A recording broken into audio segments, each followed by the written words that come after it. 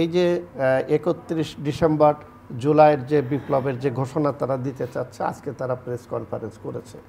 এখন আজকে ছাত্ররা আমি একটু যুক্ত করে দিব আপনার সাথে। জি, মাননীয় প্রধান উপদেষ্টার প্রেস সচিব এই বিষয়ে একটা মন্তব্য করেছেন যে এর সাথে সরকারের কোনো সম্পৃক্ততা নাই।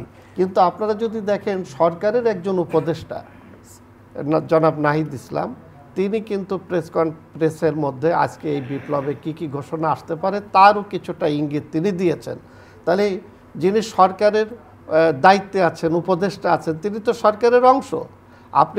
আপনি তো সরকারের প্রেস সেক্রেটারি যদি বলে যে সরকারের এর সাথে এই ঘোষণার সাথে সম্পৃক্ততা নাই, অথচ একজন উপদেষ্টা যদি এই ঘোষণার মধ্যে কি আসতে পারে তার যদি একটা ইঙ্গিত দেন, সাংবাদিকদের মুখোমুখি যদি তার সপক্ষে বক্তব্য দেন, তাহলে আমরা কি মনে করতে পারি যে সরকারের যে কোনো ধরনের ইঙ্গিতে কিংবা সরকারের সাথে নেপথ্যে আলোচনা করি এগুলো হচ্ছে, যদি এটা আমাদের কাছে এরম সন্দেহ হয়, এটা তো অমূলক কিছু না।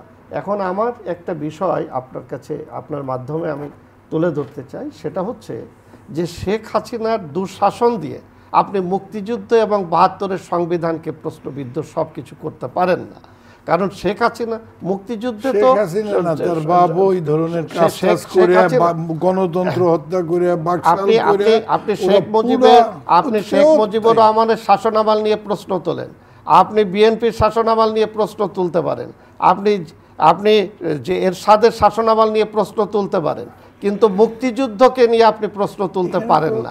এখানে আমি বলি যে সবাই সম্মান করে, এখন মুক্তিযুদ্ধে তো শহীদ রাষ্ট্রপতি জিয়াউর রহমান তিনি মুক্তিযুদ্ধের ঘোষণা শুধু না, তিনি তো সম্মুখ যুদ্ধে অংশগ্রহণ করেছিলেন। মুক্তিযুদ্ধ কি শুধু আওয়ামী লীগ করেছিল? আমার আপন মামা মুক্তিযুদ্ধে শহীদ হয়েছে। এদেশে বাম রাজনীতিবিদ যারা, তারা কি মুক্তিযুদ্ধে অংশগ্রহণ করে নাই? তখন সকল রাজনৈতিক দল, শুধু জামাত বাদ দিয়ে, আপনি দেখেন মুসলিম লীগ বাদ দিয়ে সকল প্রগতিশীল সমস্ত রাজনৈতিক দলগুলো ছিল, এই দেশের যারা জনতা ছিল, ছাত্র ছিল, সবাই মুক্তিযুদ্ধে অংশগ্রহণ করেছে। এই জন্য আমরা একটা কথা বলি যে এই জুলাই অভ্যুত্থানের মধ্য দিয়ে একটি জাতীয় ঐক্য গড়ে উঠেছে। সেই জাতীয় ঐক্য উঠেছিল, যে জাতীয় ঐক্য গড়ে উঠেছে, সেই জাতীয় ঐক্যের ফসল হচ্ছে ডক্টর ইউনূসের সরকার। এই সরকার কোনো কারণে বিতর্কে পড়ুক কিংবা ব্যর্থ হোক কিংবা তার দক্ষতা হারাক, এটা আমরা চাই না।